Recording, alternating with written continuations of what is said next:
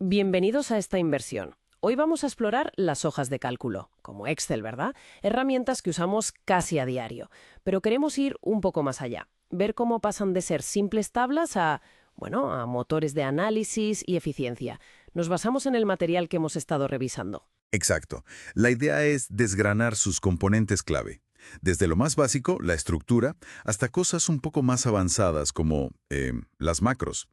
Queremos entender no solo el qué son, sino el por qué son tan potentes y cómo podemos, aprovechar mejor esa capacidad que tienen. Perfecto, pues venga, manos a la obra. Empecemos por la base, por la estructura.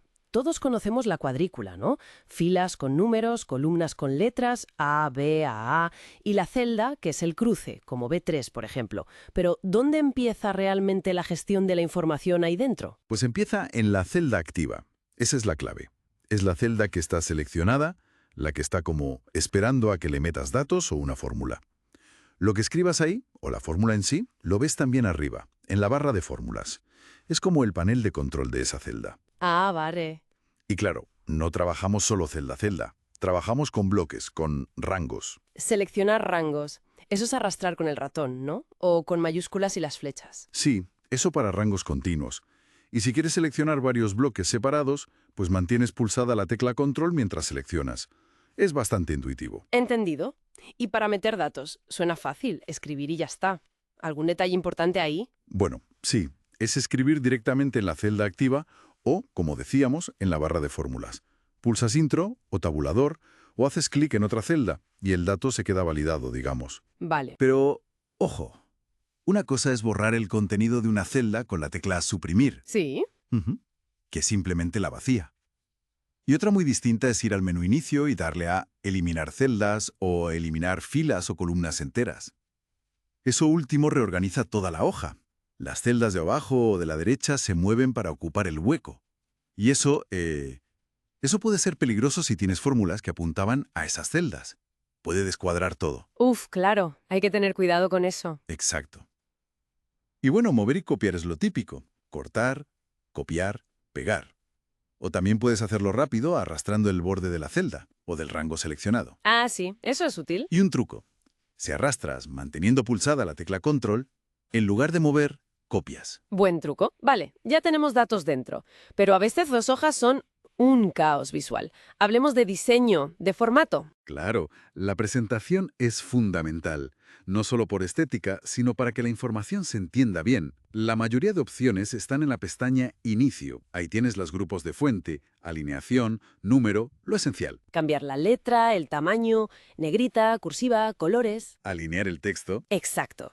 Alinear horizontalmente, verticalmente, justificar, incluso ajustar el texto en la celda o reducirlo hasta que quepa. También poner bordes, sombreados. ¿Alguna forma rápida de darle un aspecto profesional sin ir opción por opción? Sí, para eso está genial la opción Dar formato como tabla.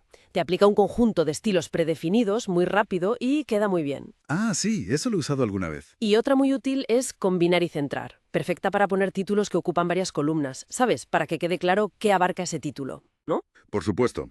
Puedes hacerlo manualmente arrastrando las líneas entre los números de fila o las letras de columna. Perfecto. Pasemos a las referencias. Aquí es donde la hoja de cálculo empieza a ser inteligente, ¿no? Cuando una celda usa el valor de otra. Correcto. Las fórmulas dependen de las referencias para funcionar. Una referencia simple es A1. Un rango, pues A1, A10, por ejemplo. Puedes referenciar varios rangos a la vez, separados por punto y coma. A1.A10, C1.C10. O incluso celdas de otras hojas del mismo libro. Hoja 2.A1. Pero lo que a veces lía un poco es lo de referencias relativas, absolutas y mixtas. Lo de los dólares. Porque es tan importante distinguirlas. Es crucial. Es la diferencia entre una fórmula que funciona bien al copiarla y una que se vuelve loca. A ver, las referencias relativas, las normales como A1, cambian cuando copias y pegas la fórmula en otra celda. Si copias una fórmula de B1 que usa A1 y la pegas en B2, ahora usará A2. Se ajusta. Vale, eso es útil para aplicar el mismo cálculo a toda una columna, por ejemplo. Exacto. Pero a veces necesitas que una parte de la fórmula apunte siempre a la misma celda, aunque copies la fórmula.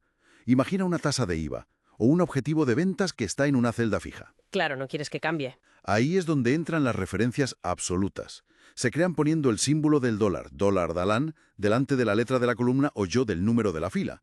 Por ejemplo, dólar A, dólar 1. Y para poner los dólares rápido era con F4. Esa es. Mientras editas la fórmula, te pones sobre la referencia y pulsas F4. Va cambiando entre relativa, A1, absoluta, dólar A1, mixta de fila A dólar 1 y mixta de columna, dólar A1. Es súper práctico. Entendido. Absoluta se queda fija, relativa se mueve contigo. Exactamente. Y las mixtas fijan solo la fila o solo la columna. Tiene sus usos también. Y has mencionado antes que podemos dar nombres a las celdas o rangos. ¿Eso es solo para que quede más bonito? ¿Qué va? Es mucho más que estética. Es claridad y mantenimiento. Imagina una fórmula que sea igual suma hoja 1, dólar C, dólar 5, dólar F, dólar 10, punto, hoja 1, dólar B, dólar 1. Uf, un poco críptica. Ahora imagina que has usado la opción Asignar nombre en la pestaña Fórmulas y has llamado al rango C5 dólar F10 ventas stream 1 y a la celda B1 tipo IVA. La fórmula sería igual suma ventas stream 1 tipo IVA. Ah, vale, eso se entiende a la primera. Mucho mejor. Exacto. Facilita muchísimo leer, entender y sobre todo depurar fórmulas complejas. Es una muy buena práctica. Vale, llegamos al corazón de la hoja de cálculo. Las fórmulas y las funciones. Las fórmulas empiezan con el signo igual, eso lo tenemos claro. Sí, combinan valores fijos, operadores matemáticos, plus, menos, por, dividir, y referencias a otras celdas. Es la base del cálculo. Pero luego están las funciones predefinidas. ¿Por qué usarlas si, por ejemplo, para una media podrías sumar las celdas y dividir entre el número de celdas? Pues por varias razones. Primero, eficiencia. Es mucho más rápido escribir igual promedio de A1 a 3 que igual A1 más A2 más A3 dividido entre 3. Segundo, fiabilidad. Es más fácil cometer un error escribiendo una fórmula larga manualmente que usando una función diseñada y probada para eso. Y tercero, claridad. La función promedio dice exactamente lo que hace. Tiene sentido. Pero hay cientos, miles de funciones. Es imposible conocerlas todas. Claro que no. Nadie espera eso. Están agrupadas por categorías: financieras, de fecha y hora, matemáticas y trigonométricas, estadísticas, de búsqueda y referencia, de texto, lógicas. Buf, sí. La lista es larga. Por eso, la herramienta clave aquí es el asistente de funciones. Es ese botón FX que suele estar al lado de la barra de fórmulas. Ajá. Haces clic ahí y te abre un cuadro de diálogo donde puedes buscar funciones por palabra clave o categoría. Y lo mejor es que cuando seleccionas una, te explica qué hace y te guía paso a paso para introducir los argumentos, que son los datos que necesita la función para trabajar. O sea que no hay que memorizarlas, sino saber usar el asistente para encontrarlas y entenderlas. Exacto. Es la forma inteligente de aprovechar toda esa potencia sin sentirse abrumado. Muy bien. Y para ir terminando, las macros. Esto ya suena más avanzado, ¿no? ¿Es algo para programadores? Pues no necesariamente. A ver, se puede programar con código VBA, pero la forma más sencilla de crear macros es grabándolas. Grabándolas, como una grabadora de voz. Algo así, pero grabando acciones en Excel. Vas a la pestaña Vista y hay un botón que dice Macros. Ahí eliges Grabar macro, le pones un nombre, si quieres una tecla de atajo, y le das a Aceptar. A partir de ese momento, Excel graba cada clic que haces, cada dato que introduces, cada formato que aplicas. ¡Anda! Haces la secuencia de pasos de una tarea que repitas a menudo. Por ejemplo, importar unos datos, limpiarlos, darles formato y poner un título. Cuando terminas, vuelves a Macros y le das a Detener grabación. ¿Y ya está? Y ya está. Has creado una macro. La próxima vez que necesites hacer esa misma tarea, vas a Macros, seleccionas la que grabaste y le das a Ejecutar. Excel repetirá todos los pasos automáticamente en un segundo. Ostras, eso sí que ahorra tiempo para tareas repetitivas. Muchísimo. Es una puerta de entrada fantástica a la automatización sin necesidad de saber programar. Para informes periódicos, limpieza de datos, es súper útil. Pues sí. Entonces, hemos hecho un buen repaso.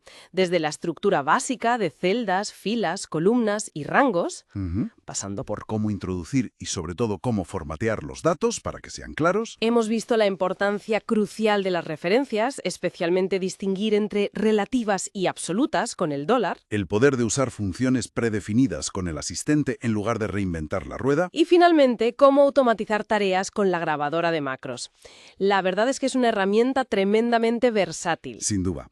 Y quizás, para terminar, podríamos dejar una reflexión en el aire, ¿no? Adelante. Bueno, pues más allá de hacer sumas o promedios, sabiendo que existen cosas como la validación de datos para controlar qué información se mete en las celdas, o que podemos automatizar procesos bastante complejos grabando una simple macro. La pregunta es, ¿estamos realmente aprovechando estas capacidades para mejorar la calidad de nuestros datos y, sobre todo, para liberar nuestro tiempo de tareas mecánicas? Ahí puede haber un salto de eficiencia importante, un potencial que a menudo subestimamos. Una reflexión muy interesante. Usar la herramienta no solo para calcular, sino para gestionar mejor y ser más eficientes. Exacto. Esa es la idea.